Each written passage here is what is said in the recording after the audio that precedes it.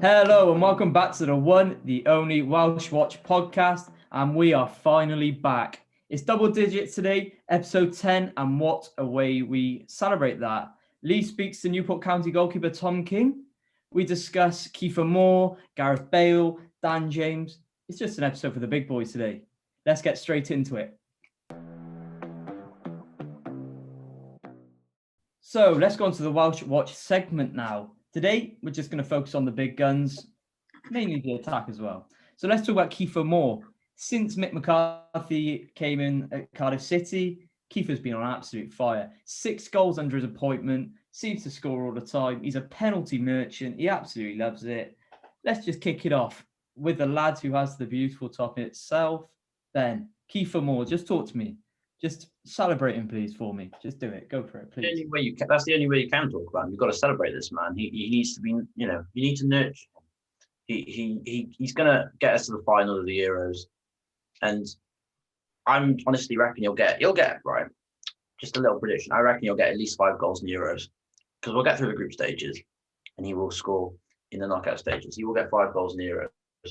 He literally just can't stop scoring for Cardiff. So as long as he keeps going. Ben, do you think he's going to get 20 goals for Cardiff this season? So I think he's on 13 or 14 at the moment. So yeah, I think so. I think there's enough time to definitely get up to 20. He just can't stop scoring. Right. Jack, is Kieffer Moore going to take Cardiff City to the Champions League? Is he going to take us on a European tour? I can feel it. Mick McCarthy's been on fire. We haven't lost under Mick McCarthy. Kieffer Moore, what a man. Where do you think Cardiff will end this season with Kieffer Moore up top? Well, if you would ask me that question about 2, maybe 3 weeks ago, it would be totally different. But a playoff spot, I would happily take that. But, that's, keeping my hopes high there. But that's where I'd like to see us be, is playoffs. But yeah, Kieffer Moore, under Mick, I think his confidence is bursting even more. The whole squad of Cardiff, everyone's confidence has just gone up. And Kieffer Moore, his penalties, in my opinion, when we go to the Euros, if he was the man on the spot every single time, I wouldn't even argue, even if Bale's on the pitch, because Keefer can score him. So yeah, going into the Euros, I think he'll have a handful of goals, maybe not 5. Maybe a little less, but if his form keeps improving and if he keeps playing the way he is, then yeah, definitely. You say that we would have said that 3 weeks ago. I think a month ago, I was still ranting about Cardiff City being an absolute joke. Neil Harris needed to leave. It was a rough time for us, but look at this. Mick McCarthy's got the boys bouncing back, and he's actually everything that Cardiff City needed for the last 10 years. I mean, exactly. the last time a Cardiff City striker scored more than 12 was in 2011, I think. It was Jay Bothroyd. And Kieffer Moore's already gone past that, and he's taken us up to the Premier League. Right, Tom, is this the player that Wales need at the Euros? Is he, if he gets injured, let's say he gets injured, let's hope not. If he gets injured, is this bad? Is it bad? Is it career? Is it Euro ending? I mean, yeah, long and short way of putting it is yeah, because we don't have any other striker who has the record that he has. Yes, you've got Luke Jeffcott, who's been banging him in for Plymouth, but he has never played for Wales. Other than that, what options do we really realistically have up front? Sam Vokes, Hal Robson-Kanu. I don't know how many goals they've got between them, but I don't think it's more than 5 this season. And you look at 4 years ago, Bale was the main source of goals.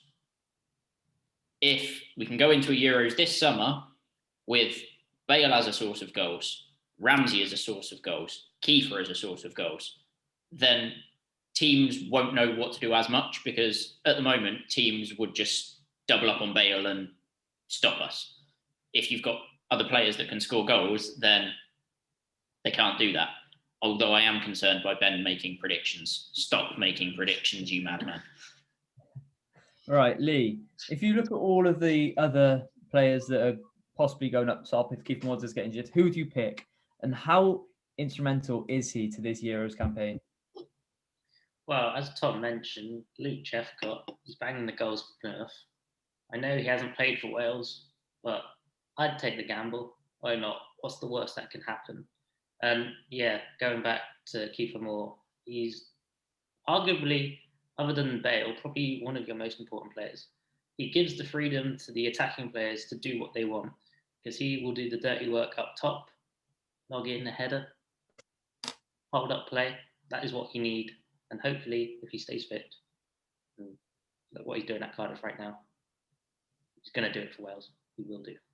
You say that he's one of the most important. It might be controversial, but I think he is actually the most important in the whole team. Over Bale as well, because you look at those wide areas where Bale would be, and we have options. Up top, there aren't many options going forward. And you do talk about Luke Jeffcott, Sam Vokes, Hal Robson-Kanu, but this season, they're not all up there. They're not Kieffer Moore level. So you can replace Bale. You can replace anyone in that squad, but you cannot replace Kieffer Moore. My boy. Right, let's move on. We literally just mentioned Bale, so we'll talk about him now. In recent weeks, he's been getting a lot of stick. In the last few months, he's got a lot of stick. And we actually did an episode saying that he was almost finished. I don't know who said that. I think that might have been you, Ben. But over the last few weeks, he has looked absolutely sensational. Against Man City, he had a little clip where incredible. And the other day in their Premier League match, he looked brilliant. So, Ben, how exciting is this for Wales fans to see him actually getting game time and maybe getting back to his best?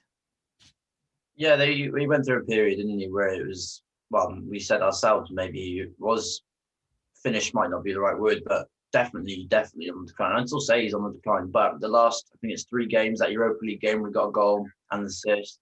It was a great goal as well.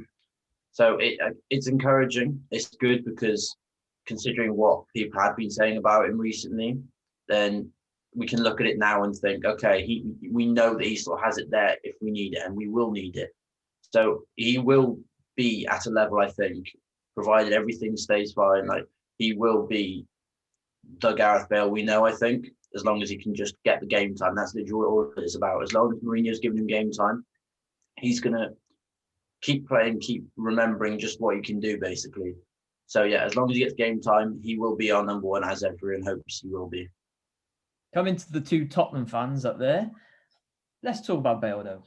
Obviously, you two must have watched the Europa League match. You're probably the only people in the world that actually watches the Europa League. How did he look? How has he looked in those games, the last few? How encouraging is this for Wales at the moment? Either of you? He's looked sharp. I mean, he's the only reason that I actually watched the second half of the West Ham game at the weekend. As soon as that went 2-0, I was very nearly going to switch it off, but Bale made me keep it on. And that volley that hit the bar, if that had been 3 inches lower and nestled in the top corner, I think I might have screamed. But he's not back to his best, not by a long shot, but he is getting there. In the last couple of weeks, as you said, he's looked dangerous. West Ham couldn't cope with him. Whack, whoever they are, couldn't cope with it. And as much as Mourinho might say he's got an attitude problem or he's not doing what he needs to do in training or whatever, when he's getting chances on the pitch, he is delivering. Even against City, he's probably our best player for the 20 minutes that he was on.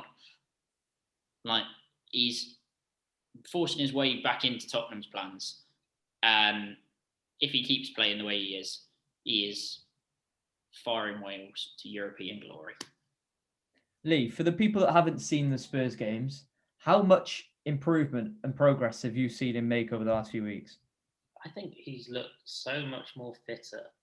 When he first came back and you'd see him run, you thought he'd lost loads of pace. Like, he'd take on players, but he wouldn't be blistering past them like he used to. But in recent weeks, he's still got it. And I think he's finally won Mourinho over now. He just needs to keep putting in these performances, and then the game time will come, the performances will come, and then the goals will come. Simple as that. So, yeah, it's very promising signs for Wales. and for Spurs. Hope he can keep on. Yeah, Jack, how encouraging is this for Wales fans to see the star man back to top quality? Oh, it's exciting times, obviously, for everyone because, like, let's face it, for Wales, he's our poster boy. You know, when you think Wales, when you think the Welsh squad, first name Gareth Bale, right? So his confidence being as high as we possibly need it to be, like if he's on form, then everyone's gonna have their high hopes. You know, all fans, all the players as well in the squad, they're gonna look to him, and if he's playing well, then they're gonna, it's gonna have an effect on everyone else. And for fans like us and everyone else, seeing him in form and the Euros getting closer and closer, and he's just getting better and better, back to his old self. Yeah, it's amazing. It's exciting. It's like it's giving me butterflies, honestly, because it's exciting. We could have a good Euros, and with Bale coming back to his old form, it's exciting, definitely. We'll then go on to another player who's finding his old form in Dan James. In the last 357 minutes, he's got 4 goals, 1 assist, and that means 71 minutes per goal assist. What a player. He just can't stop scoring. Every time he gets on the pitch, he always gets a goal. The other day, he got a goal. And although it wasn't the best of goals, he was still there to be there to get the goal. So, Ben, what do you think about Dan James? How good is this to see him returning to form? Well, you and me have talked about him a lot recently because we're watching play for United like we watched with Newcastle the other day. And his first touch, it's an issue sometimes. And I'll keep saying it. I still don't think he's quite Man United level in terms of he's going to be there starting every single game. But the fact he's still getting goals at the moment and he's having good performances, so it's still really good. And he always performs well for Wales, I'd say. He does well. So just to see that he's getting minutes, he's getting goals, it's encouraging. Even when I don't quite think he maybe is Man United level, even then he's still doing well. So it's good. And I think he'll be starting for us at the Euros, especially if he keeps going. Tom, Ben just mentioned basically that he's performed all the time at Wales, but rarely performs at United. You see on social media him getting a lot of stick in the United top. But for the Wales, whenever we play, there's countless tweets about how phenomenal he is. Why do you think that is? Why do you think there's a difference at United to Wales? I think there's a number of reasons for it. I think having a manager that backs him and has full confidence in him, which you can see that Giggs clearly does. I think he is someone that thrives on having that manager's backing. And you can see that in his performances on the pitch. But also, consistent game time is another thing. He hasn't been getting that at United until recently. And you've still seen flashes of what he can do in those games when he's been coming off the bench for 15, 20 minutes or whatever. But he's finally starting to sort of turn those 15, 20-minute cameos into a consistent 90-minute showing at a level. Before, he'd start 3 games or whatever, and he'd be anonymous in 2.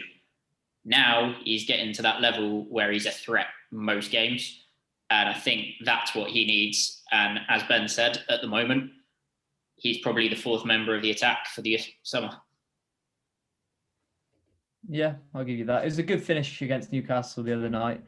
The way he collected the ball and just slotted it past Caldala was very impressive, I've got to be honest. How encouraging, Jack, is that to see him just putting it past the keeper like there's no one there? Oh, of course. I don't think he has. I think he's still quite not shy, but nervous when in the United squad because United are on great form at the moment, and obviously we want that to be a part of James's form as well. But yeah, like the other boys have said, when he's playing for Wales, he does play exceptional compared to his United performances. But yeah, in his recent games when he's come on, he has made a difference through goals as well. And like all the other players we've spoken about, confidence, form, it's giving everyone else confidence as well. And it's exciting to see. So yeah, James is another one of those players who just want to see keep going up the ranks with his form. And yeah, it's promising. At Man United, you see them have a lot of wide players that are insanely talented. You have Rashford that can play on the wing or he can play up top.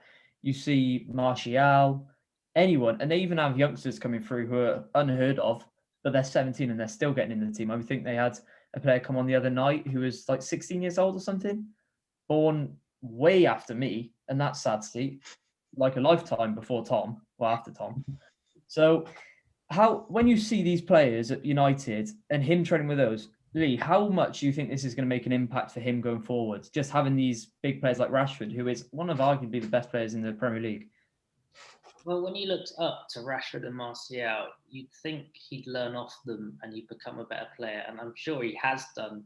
But I guess the concern is if the younger players are coming in as well and taking essentially his game time, then you maybe have to think maybe he shouldn't be at Manchester United. I still feel he should be, and his recent performances should give Ole Gunnar Solskjaer a headache, and he should start him a few times because Martial, I don't think he's done that great. I think chuck Rashford up top, put Martial and Greenwood or whatever, put them up top and see how it works. Because he's banging in the goals. He signed a few years ago now. Just give him the opportunity, see what he can do. Because if not, then he has to leave because his Wales spot could be up for grabs. Ben, just coming to you for this last opinion on Dan James. Obviously, we just heard that they've got Mason Greenwood, who can play on the wing, he can play up top. They got Martial, can play on the wing, he can play up top. They got Rashford, who can play on the wing and play up top.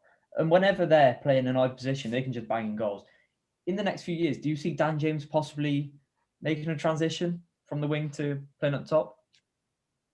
I don't think so. I think it's just his pace is what makes him a winger, and I think the fact that you've already said those players can play in all those positions, all those three that you named can all play up front, makes me think that he probably won't play up front. But it's an option. It's always an option. He's fast. Imagine him running onto a loose ball up top. Like it's encouraging again, as we keep saying. But I don't see him as a striker now. I think he is that pacey winger that we all know him as now. Right, so now we're going to move on to the future focus segment. And Lee, you can take this one away. It's all yours. So last week, I got a great opportunity to interview Newport County's goalkeeper, Tom King. Obviously, I mean, if you don't know already, Tom King broke the Guinness World Record for the longest goal in football after scoring in 96 metres, if I am correct. So yeah, I hope you enjoy.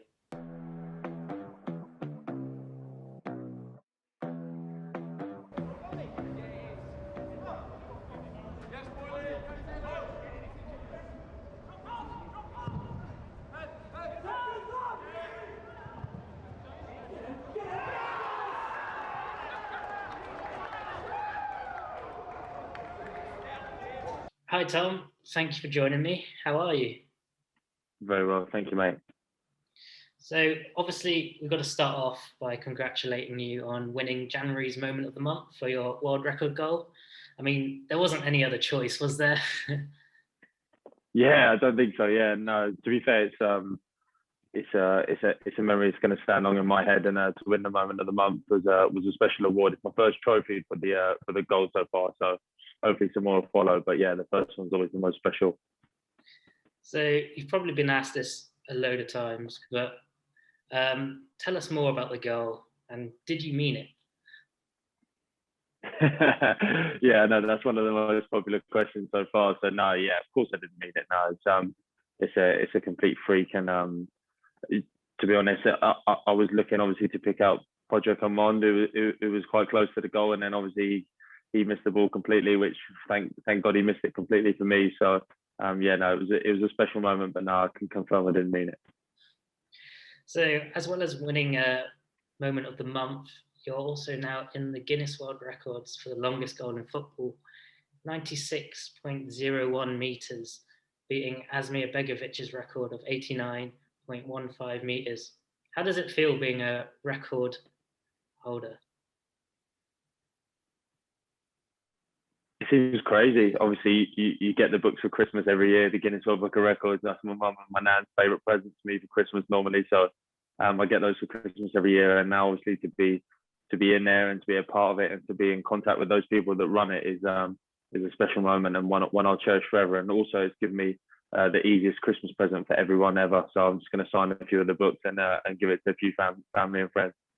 That sounds a good idea. How does it feel being in that elite group of goalkeepers who have scored a goal? I think I'm going to be a famous quiz answer one day, aren't I? I think that's the most I'm going to go down. But no, as much as I'd have liked to have been a header from a corner in the last minute to win a cup final or something special like that, I think mine will go down in history along with all the others as well. So yeah, I know Asmir from my younger days at Portsmouth when I was a trainee, and he's got a tremendous strike on him as well. But yeah, big gutted that it had to be him that I had to beat, but no, he took it well. So are you planning on scoring any more goals anytime soon? Maybe a penalty? No, unfortunately, mate. Managers generally pick goalkeepers on how many they can keep out, not how many they can put in. So yeah, I'm going to focus more on the keeping out part, and hopefully that'll take my career to the next step.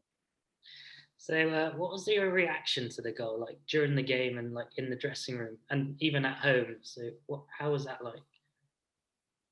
The dressing room was quite calm. I don't think that anybody had kind of realised what had happened, and I'm quite a loud character in the dressing room anyway, so the boys weren't looking forward to any more loud shouts than they already get from me. So no, I was absolutely unbearable for about a week, which was almost intolerable. Just how happy I was, and the excitement and the jubilation, obviously breaking the world record. But yeah, no, it was good. Obviously, the fan reaction on Twitter was unbelievable. I had so many comments and messages from friends and family from all over the world. So yeah, no, it was amazing. But obviously, just head down now and concentrating back on regaining a bit of form and climbing the league table again to a position that we were already in. So how many times have you watched it back? And does it get better every time you watch it? Yeah, I think I've got it saved on my phone. The analysis guy from Newport sent it to me, and I've got the proper clip on my phone. So yeah, no, probably once a week I'm watching it at the minute, but I'd like to keep them to a minimum. But the more I get tagged in it on Twitter and Instagram, I just pop a quick watch just to confirm it was really me, just an almost pinch yourself sort of moment. I don't blame you. Would you consider it to be your stand-up moment in your career? It's funny you mentioned that, actually, because obviously we played Brighton in the FA Cup like 6 days prior, and like probably by my own admission, probably one of the best games I've ever played in my career so far, and obviously to be on BT Sport in the FA Cup, such a prestigious competition as well. I think those two would rank quite highly amongst each other. Obviously, one for the goalkeeping attributes, and then one just as a crazy freak moment that hopefully we'll never see repeated again. So we'll move away from the goal now. So let's talk about your club, Newport County. How would you assess your season, and what are your hopes for the remainder of the season? On a personal level, it's been a disappointing one for me. I've made no bones about that. I've not told anyone any different. That I've come away from the season up till now, obviously extremely disappointed. My ambition as a footballer is to play football games and to be a part of the squad that's winning. And the lads have done unbelievable. I can't fault them for the effort and the application that's been put in so far in the season. But obviously my dreams and ambitions as a footballer is to play football games, and not having that has been extremely tough for me. I played my role as a number 2 for the majority of the season, and then obviously got my chance playing against Brighton and then the Cheltenham game, and then obviously saw that go away as well. So yeah, it's been an extremely frustrating season for me.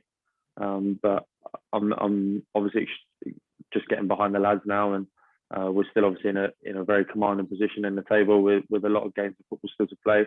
Gone through a tough period at the moment, but I think the sign of good teams is how they come through those tough periods and how they come out the other side. What are your goals for next season then? Well, I'm just gonna have to see what happens, mate. Obviously, my contract at Newport is up at the end of the season, so I'm still yet to hear anything on that. So I'll just be looking to play football games, mate, wherever that means.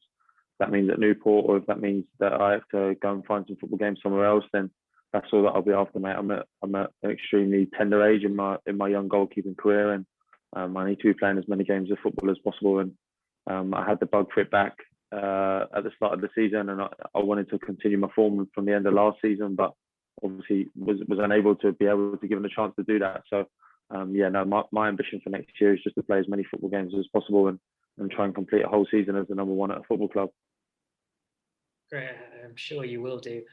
So going on to the national team, obviously you got called up for Wales in 2019 for the first time. Are you looking to kick on and hopefully get called up again? Yeah, I mean, it's an extremely elite setup. The three goalkeepers that are regularly picked are unbelievable goalkeepers and ones that I can only dream of learning off. I know Wayne previously also from my time at Crystal Palace when I was a young trainee there as well. So I felt like I got on with the group well, and obviously my inclusion would mean the exclusion of somebody who's been a keepstay in that squad. So I wouldn't wish that upon anyone, but if I'm called upon, I'm ready.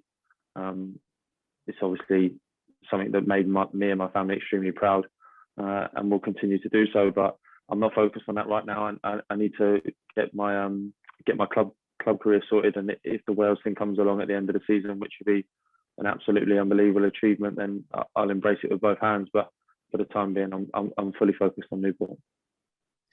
Looking at the Wales setup right now, how far do you think they'll go in the tournament? Obviously, they did really well 5 years ago. So where do you see them this year?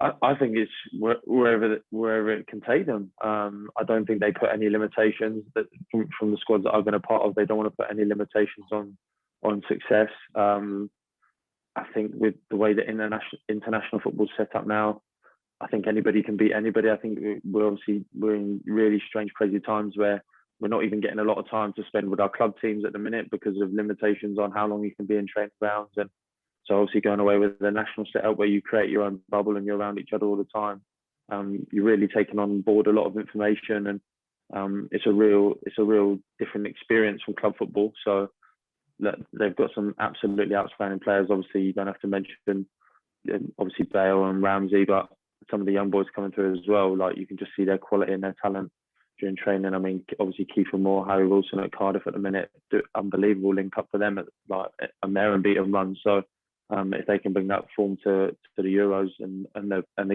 friendly games and the qualifiers previous, Wales will be no doubt in a really strong position going into that tournament.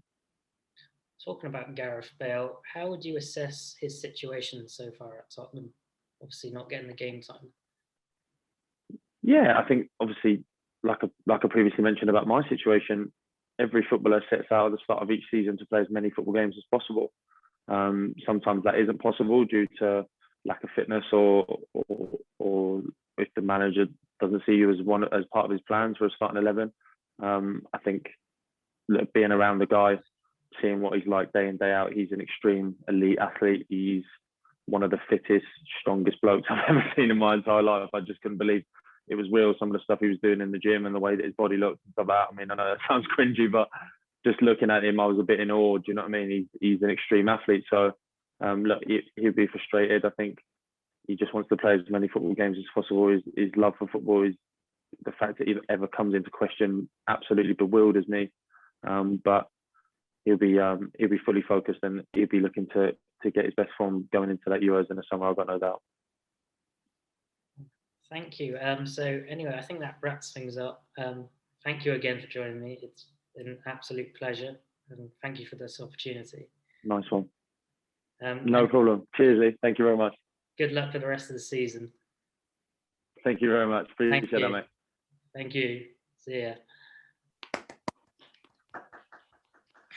Thank you very much for that one, Lee. Brilliant interview there. I hope everyone enjoyed. Thank you very much to the Newport County goalkeeper for taking time out of his day to join.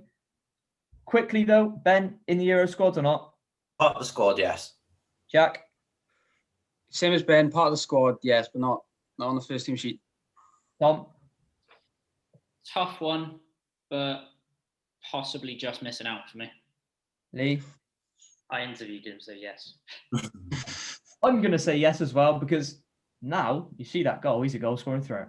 Anyway, thank you very much for your time, and I hope everyone enjoyed that. Now we're going to move on to the predictions. This is for Saturday's round of games, and we're just going to start up north. Middlesbrough versus Cardiff. Warnock versus Mick McCarthy. That's a mouth-watering game. Maybe not for the football purists, but it's a mouth-watering game for me. I mean, best Cardiff manager I've ever seen. So Cardiff are on an impressive run of form. They're unbeaten in 7. They're sat in 7th, and they are playing Bournemouth just after this recording. So you've got to think about the travel as well, because Bournemouth to Middlesbrough, if you're not great with geography, it's a big trip, that. So they might be tired, but Middlesbrough, they're sat in 8th, and they've had a rough spell recently. They won last time out in a 2-0 win over Bristol City, but Cardiff have got the edge going into this one. And last time we played Middlesbrough, I think it was a 2-1 win, I think. So I'm going to kick this one off, and I'm going to say a 2-1 win Cardiff City. Ben, what do you think? I think I might have to agree, actually. I think we'll win, but never an easy game against Middlesbrough. But yeah, I'll say 2-1 as well. Yeah, never an easy game against the Warnock side. Jack, what do you think? Yeah, I think we'll continue our form. Obviously, like you've said, it's going to be a tough game. But I'm going to say 2-0. Lock it in. Fair. The defence have been on a mad one recently. Tom, what do you think? 3-1 Cardiff, 2 goals for Keefer. Lee, go on, finish your one off. Finish your Cardiff one off. I'm going to complete the Cardiff City choices here, and I'm going to agree with Jack and say 2-0. Oh, it's a clean sweep for the boys in blue. Right. Would not have been saying those predictions like a few weeks ago. Yeah, don't go for a 6-0 Cardiff City. Right, let's move on to Swansea. They face Bristol City at the Liberty. Bristol have a new manager in Nigel Pearson, and their last manager was sacked because of an awful run of form. I mean, I think they won in God knows how many. It's just a poor run of form for Bristol City. They sit in 15th, and after a brilliant start to the season, they've just dropped off. Swansea is still flying high despite a 4-1 away loss to Huddersfield, where the boy Fraser Campbell did go on the score sheet. But they're sat in 4th, but have 2 games in hand, so they're still up there competing, and I think this will be their season to go up. I'm going to say 3-0 Swansea, clean sheet. Ben, what do you think? I think they'll struggle again, actually. I think they'll get a draw. I think it'll be 1-1. Jack?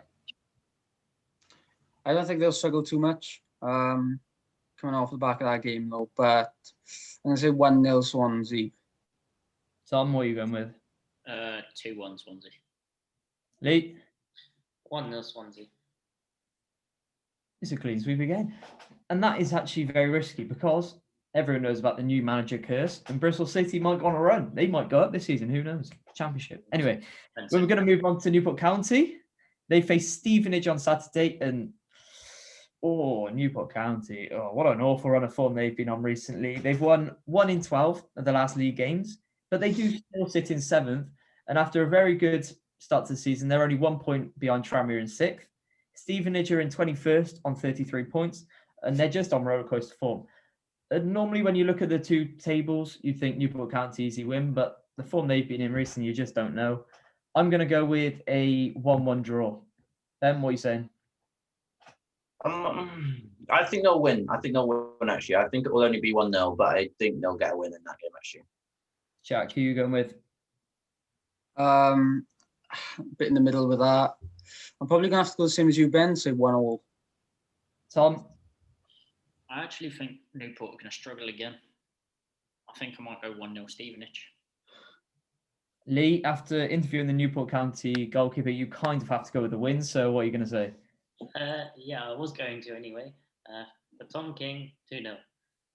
There we are. Maybe he might get on the goal scoring as well. So how do we know? But that's all we got time for today for the episode 10 of the Welsh Watch. I hope you all enjoyed. My name's Ben Thompson. I've been your host. Ben. Bye. Jack. Ta-ra, guys. Tom. Thanks for watching. And Lee. Thanks for watching, guys. Tune in for next week. I was about to say that. Come back next week because Wales, former Cardiff, former Premier League player, Danny Gabdon makes an appearance. See you next week.